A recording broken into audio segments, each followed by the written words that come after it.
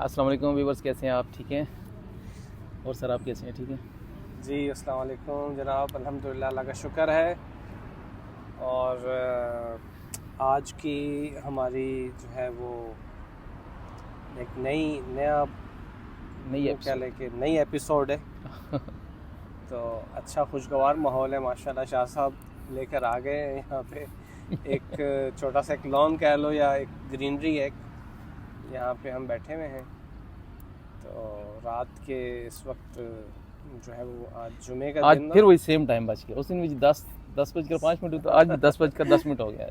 तकरीबन 10 सात हो वैसे गए। एक्चुअली टाइम भी हमें इसी टाइम ही मिलता है कि जॉब्स की ये सबसे बड़ी क्या कह सकते हैं इसको, साइड इफेक्ट कह लें, ये बुरी साइड कह लें कि आपको अपने लिए टाइम नहीं मिलता। ऐसा ही। आपको पूरा टाइम जो है वो कंपनी को देना पड़ता है या जॉब में ही देना पड़ता है आपको। तो शाह साहब, आज आप क्या नई चीज़ व्यूअर्स के लिए, नया पैगाम, नई बात, नया एक्सपीरियंस?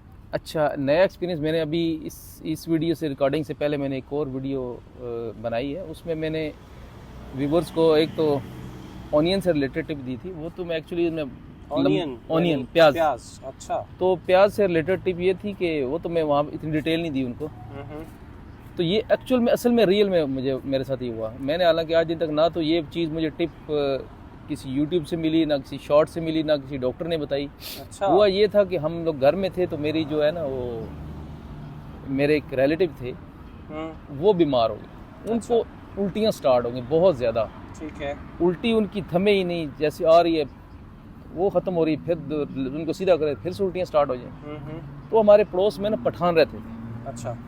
पठान वो तो अब लोग चले गए हैं। ये बहुत आज से 20 साल पहले की बात है। अच्छा अच्छा। तो पठान रहते थे, तो उस वक्त ये रिक्शे चिंची वगैरह भी नहीं होते थे। 20 से भी पहले की बात है। ठीक है। रिक्शे वगैरह नहीं होते थे। तो उस वक्त हमने सोचा अब क्या करें, कहाँ लेके जाएं इनको हॉस्पिटल में। अच्छा। तो बाहर गए तो वो जो उसने देख लिया हमारी परेशानी वहाँ पर। उसने बोला क्या मसला क्या है? हमने बोला ऐसा ऐसा मसला है, ये हो गया। उसने बोला रुको, मुझे आने की इजाज़त दो, तो मैं आता हूँ। हमने उसको अलाउ किया, घर में आया तो उसने फ़ौरन आगे जब देखा ना कि उल्टियाँ स्टार्ट है, तो उसने बोला प्याज लेके आओ। हमने बोला प्याज क्या करो? उसने बोला लेके आओ।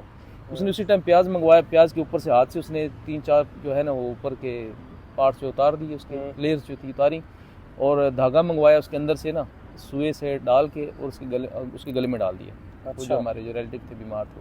ठीक है। और उनको बोला कि इनको नाक के साथ रखें, उनको बोले सूंघे इसको। अच्छा। जोर जोर से सूंघे, इसकी जितनी भी स्मेल है ना सूंघ लें। तो उनकी वोमिटिंग फौरन वहीं से रुक गई।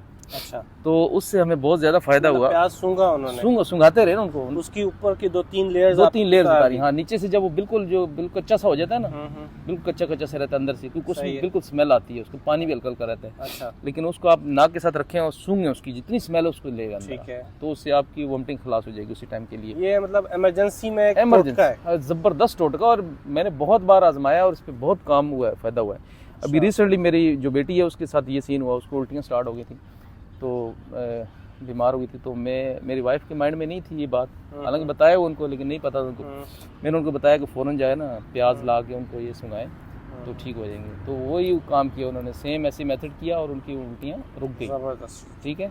तो ये बहुत अच्छा पर्सनल एक्सपीरियंस शाह साहब ने व्यूअर्स शेयर किया है।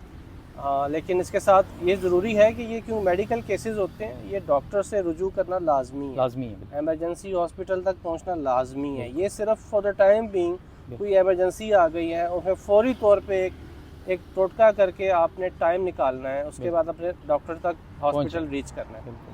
तो ये उस थोड़े से टाइम पीरियड को गेन करने के लिए ये एक टोटका है।